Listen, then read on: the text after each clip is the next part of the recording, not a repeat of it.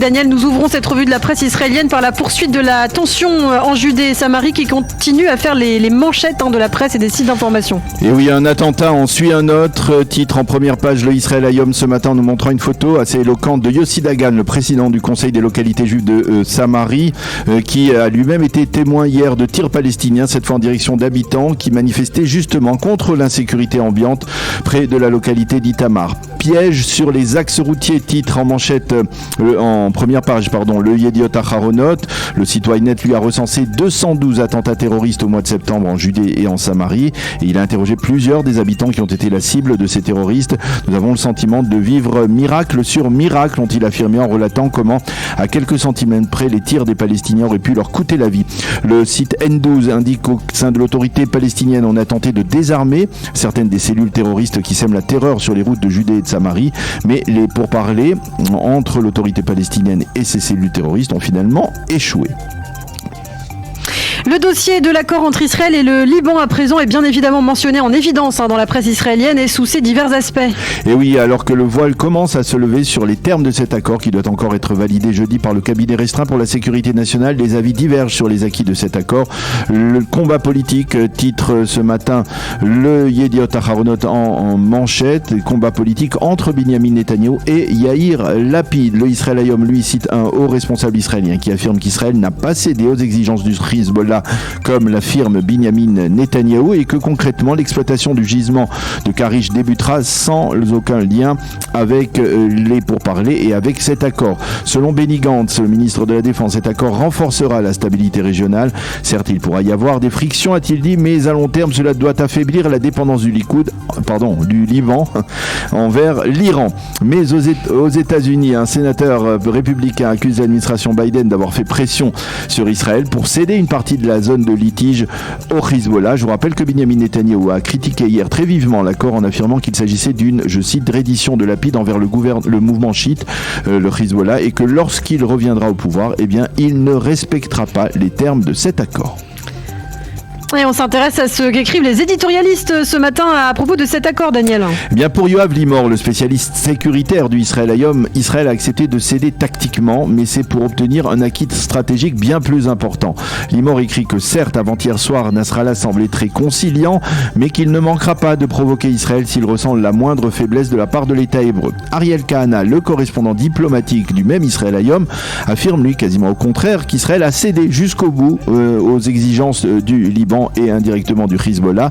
Ariel Kahana souligne également que dans son commentaire que ce dossier s'est invité dans la campagne électorale et il reconnaît que si un accord n'a pas été signé au cours des 10 dernières années, c'est-à-dire sous Binyamin Netanyahou, c'est bel et bien parce que Netanyahou n'avait pas accepté de faire les concessions faites ces dernières semaines par Yair Lapid. Et puis ce matin en manchette du Yediot Aharonot, un témoignage particulièrement poignant, celui de la soldate israélienne qui servait dans la maison d'arrêt Gilboa et qui a été violée par un terroriste palestinien. Oui, dans un éditorial intitulé « Combattez mon combat s'il vous plaît » et qui est à la fois une sorte de plaidoyer et un acte d'accusation, la soldate accuse l'ensemble des autorités et le parquet en particulier d'avoir tout fait pour étouffer son cas parce que celui-ci embarrassait l'establishment. J'ai décidé de parler pour mettre fin à cela, pour que l'on sache ce qui s'est passé, que j'ai été violé par le terroriste palestinien Mohamed Ouattala et ce avec l'assentiment des autorités de la prison de Gilboa. Je suppose que ce terroriste a fourni des renseignements suffisamment importants pour que les autorités le couvrent ainsi face à une simple soldate venue faire son service militaire pour l'État d'Israël. À la veille de Kippour, à l'heure où chacun doit faire son examen de conscience, j'espère que les autorités impliquées feront le leur pour que cela ne se reproduise plus. Fin de citation donc de ce témoignage à la fois émouvant et même parfois révoltant. Et puis dans le reste de l'actualité, le grand titre du Israël Hayom se rapporte lui à l'éviction du commandant d'une unité d'élite de Tzahal. Il s'agit du lieutenant-colonel Ephraim Tehila qui commandait l'unité d'élite Egoz et qui avait autorisé ses combattants à faire usage d'armes sans en avoir obtenu le feu vert de la part de la hiérarchie militaire. Il s'agissait en particulier d'explosifs. Lors de l'enquête qui s'en est suivie, le lieutenant-colonel Tehila avait menti aux enquêteurs de la police militaire et par conséquent le chef d'état-major de Tzahal, le général Aviv Kochavi, a décidé de le limoger purement et simplement dénigrement des rangs de l'armée en affirmant que le lieutenant-colonel Tehila avait failli aux règles élémentaires de l'armée et en particulier à celle de devoir toujours dire la vérité.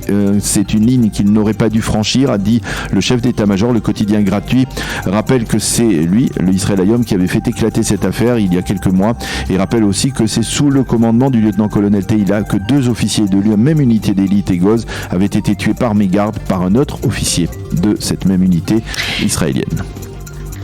Et puis pour terminer, à moins d'un mois des élections, nous terminons par le sondage du jour qui nous vient de la chaîne 13 de la télévision israélienne et qui figure en évidence dans le site du Haaretz. Et oui, selon ce sondage, le bloc Netanyahou orthodoxe obtiendrait 60 députés contre 56 pour le bloc de l'actuelle coalition dirigée par Yair Lapid. Le Likoud continue à s'affaiblir à 31 mandats avec toutefois un renforcement très net du mouvement sioniste, du parti sioniste religieux qui recueille dans ce sondage 14 mandats et devient la 3e formation du pays.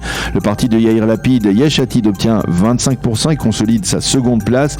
Les 4 formations en bas de tableau sont situées à gauche de l'échiquier. Il s'agit du parti travailliste et du parti Meretz avec 5 députés chacune et les 2 partis arabes, Raham et Hadash Ta'al, avec 4 députés chacun, très proches du seuil d'éligibilité, de telle sorte qu'un fort taux de participation de la part de l'électorat juif et nationaliste peut précipiter une ou plusieurs de ces formations en deçà du seuil d'éligibilité et donc ainsi offrir une victoire électorale à Binyamin Netanyahou.